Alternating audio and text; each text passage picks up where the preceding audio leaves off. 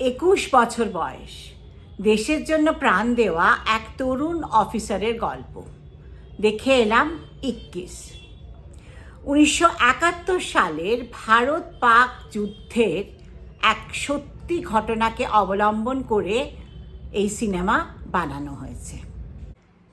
Second lieutenant অরুণ ক্ষেত্রপাল, তিনি মাত্র 21 বছর বয়সে শহীদ হয়েছিলেন এবং মরণোত্তর পরমবীর চক্র পেয়েছিলেন। তারই বায়োপিক এই সিনেমা 21। 25শে ডিসেম্বর এই সিনেমা রিলিজ করেছিল। আমার রিভিউ দিতে হয়তো একটু দেরি হয়ে গেল, কিন্তু এটা তো কোনো পেড রিভিউ নয়। একজন সাধারণ দর্শক হিসেবে এই সিনেমাটা দেখে আসার পরে আমার কেমন লাগলো, আমি সেই কথাটা বলার জন্যই আজকে তোমাদের সামনে এসেছি। এটা শুনে তোমরা বিচার করো যে সিনেমাটা তোমরা দেখবে কি দেখবে না। আমি আমার নিজস্ব মতামতটাই শুধু তোমাদের সঙ্গে শেয়ার করব এখানে।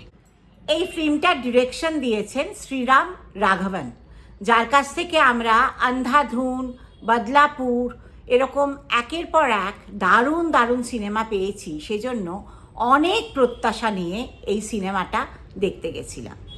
এমনিতেই ওয়ার বেস্ট সিনেমা যেগুলো হয় সেগুলো তার টান টান চিত্রনাট্যের জন্য সাধারণ মানুষকে খুবই টানে। এবার বলি এই সিনেমাটা যেটা দেখে এলাম 21, তার কিছু পজিটিভ আর নেগেটিভ কথা। সবার আগে যে পজিটিভ কথা সেটা হচ্ছে ওয়ার সিনগুলো, মানে যুদ্ধের সিনগুলো। ট্যাঙ্ক নিয়ে যুদ্ধ হচ্ছে এবং সেই দৃশ্যগুলো এত সুন্দরভাবে তোলা হয়েছে, বিশেষত ক্লাইম্যাক্সের দৃশ্য সত্যি খুব সুন্দর। তবে সবচেয়ে ইম্পর্ট্যান্ট হচ্ছে ধরমজি এই সিনেমাতে আবার দেখা দিয়েছেন। ওনার মৃত্যুর পরে এটা হয়তো প্রথম ওনার স্ক্রিন অ্যাপিয়ারেন্স। যথেষ্ট বড় পাঠ, বেশ সুন্দর পাঠ করেছেন। এই সিনেমাতে ধরমজির উপস্থিতিটা দর্শক হিসেবে আমার কাছে একটা বড় পাওনা। তবে নেগেটিভ দিক এই সিনেমার প্রচুর আছে।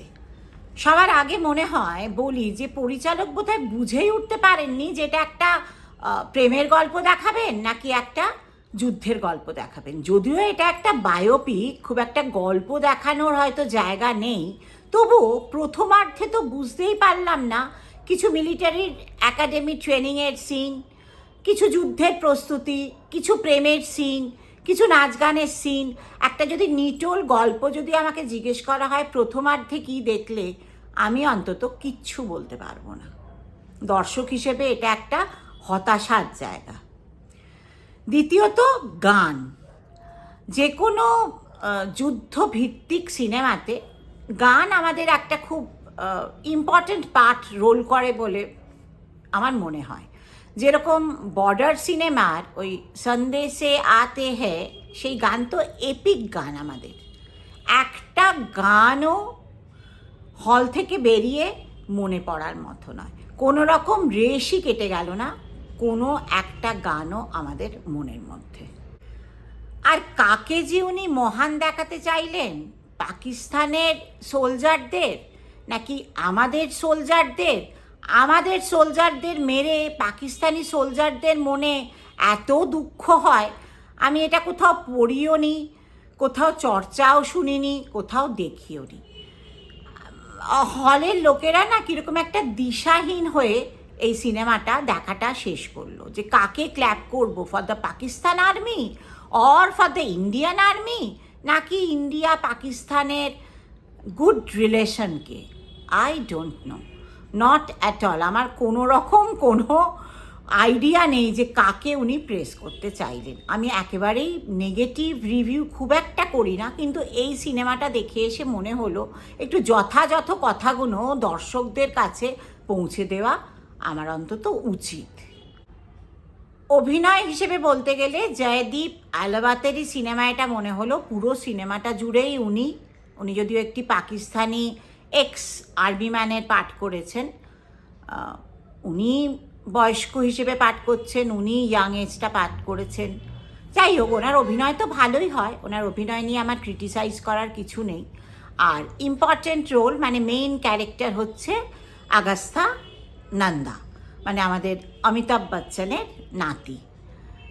যতটা প্রত্যাশা ছিল আমার মনে হয় না উনি অতটা করতে পেরেছে।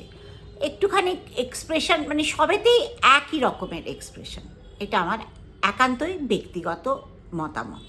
আর সেইভাবে কোনো ক্যারেক্টার নেই। সুহাসিনী মূলের মতো একটা অত বড় অভিনেত্রীকে নেওয়ার পরও তাকে কেন একটা সিনের জন্য, সেটা আমি একেবারেই বুঝতে পারলাম না। এক কথায় বলতে গেলে আমার কাছে একটুখানি দিশাহীন লাগলো সিনেমাটা। এত বড় ডাইরেক্টরের কাছ থেকে আমি এরকম একটা দিশাহীন সিনেমা এক্সপেক্ট করিনি। It's a negative review from my self. আমার এরকম রিভিউ যদি দেখতে ভাল লাগে তাহলে please like, share and subscribe my channel and don't forget to press the bell icon. নমস্কার।